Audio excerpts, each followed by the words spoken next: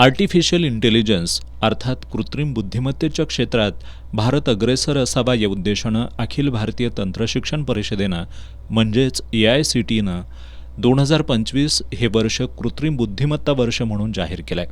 महाराष्ट्राच्या माहिती तंत्रज्ञान मंत्र्यांनी सुद्धा राज्यानं कृत्रिम बुद्धिमत्ता धोरण तयार करावं यासाठी संबंधितांना निर्देश दिलेत.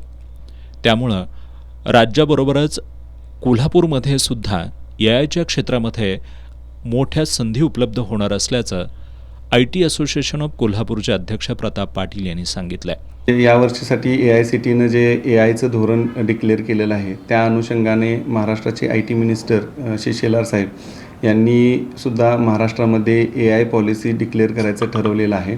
सो त्यासाठी आपण IT असोसिएशनसुद्धा एक ड्राफ्ट तयार करून देणार आहे.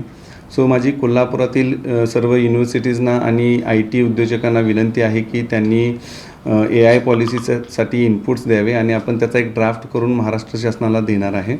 कोल्हापुरात सध्या 350हून अधिक IT कंपन्या असून त्या माध्यमातून हजारो कोटी रुपयांची वार्षिक उलाढाल होतीये. या कंपन्यांमधून 9,000हून अधिक लोकांना रोजगार मिळतोय.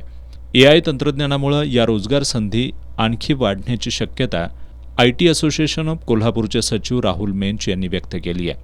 या रोजगार संधी वाढवण्यासाठी असोसिएशनच्या माध्यमातून सुरू असलेल्या प्रयत्नांचीही त्यांनी माहिती दिली. कोल्हापुरात जेवढे पण युनिव्हर्सिटीज आहेत, कॉलेजेस आहेत, तर बहुतेक ह्या सर्व कॉलेजमध्ये AI आणि डेटा ML हे कोर्सेस चालू झाले आहेत.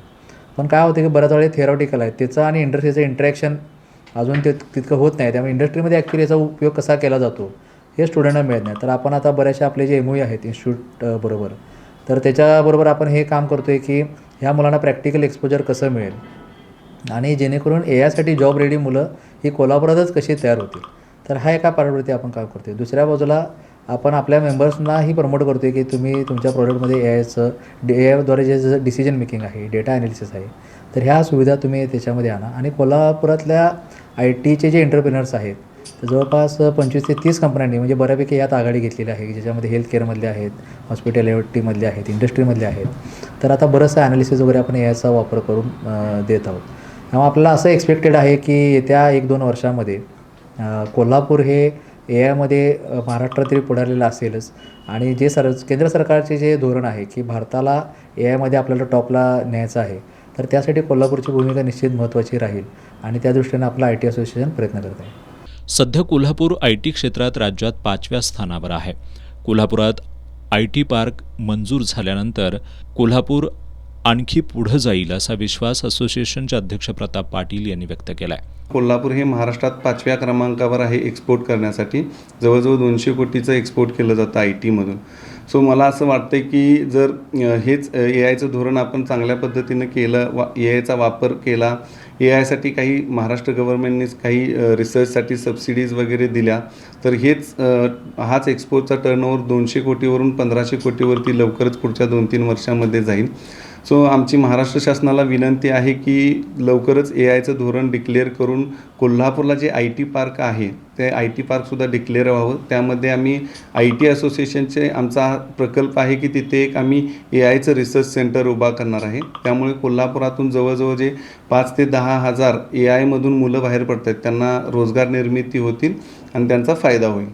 सध्या कोल्हापूरमधल्या 30 कंपन्यांकडून AIचा वापर सुरू करण्यात आला आहे.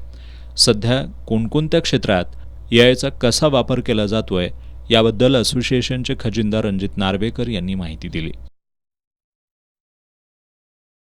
आपल्याकडच्या बहुसंख्य कंपन्या ज्या आहेत ज्या आता AIमध्ये काम करत आहेत, फॉर एक्झाम्पल हॉटेल इंडस्ट्रीला काम करणाऱ्या ज्या कंपन्या आहेत त्या आता मार्केटला रेट किती पुश करायचा, म्हणजे रूम समजा आपल्याला अवेलेबल असतील किंवा रूमची डिमांड किती आहे हे आता सॉफ्टवेअरच डिसाईड करतं. आपल्याला जे काय डिपेंडिंग रूम आहेत त्याच्यानुसार रेट हा कमी जास्त केला जातो. किंवा आज मार्केट कंडिशन्सनुसार आज मटेरियल काय परचेस करायचं, किती मटेरियल आणायचं, हे सुद्धा मेनू रिलेटेडच डिसाईड होतं. काय ॲग्रिकल्चर कंपन्या ज्या वर्किंग करतात ॲग्रिकल्चर टेक सोल्युशन्समध्ये, त्या कंपन्यासुद्धा डेटा ॲनालिसिस करून वेदर कंडिशन्स असेल किंवा वॉटर अवेलेबिलिटी असेल त्याच्यानुसार डिसिजन द्यायला लागलेत. फाउंड्रीमध्ये ज्या ERP सोल्युशन्स प्रोव्हायडर कंपन्या आहेत त्या डिसिजन्स घ्यायला लागलेत की आता मशीन रिजेक्शन्स किती आहे, ह्युमन रिसोर्स हा वर्किंग करतो का नाही करतो, हे सगळे डिसिजन्स आता AI बेस्ड झाल्यामुळे सोपं झालेले आहेत. वेबसाईट डेव्हलपमेंट असेल, इंटरनल कोडिंग असेल, ह्या सगळ्यामध्ये आता AI आपण वापरत आहोत.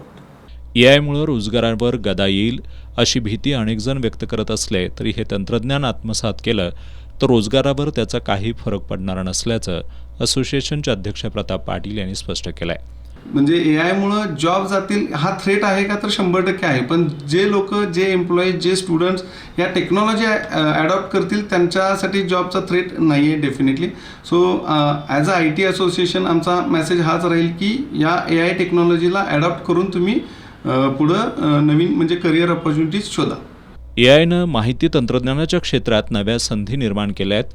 काळासोबत जात हे नवं तंत्रज्ञान आत्मसात करणं हे गरजेचं बनलं आहे. कोल्हापूर IT असोसिएशननं सुद्धा त्या दिशेनं पावलं टाकायला सुरुवात केली आहे.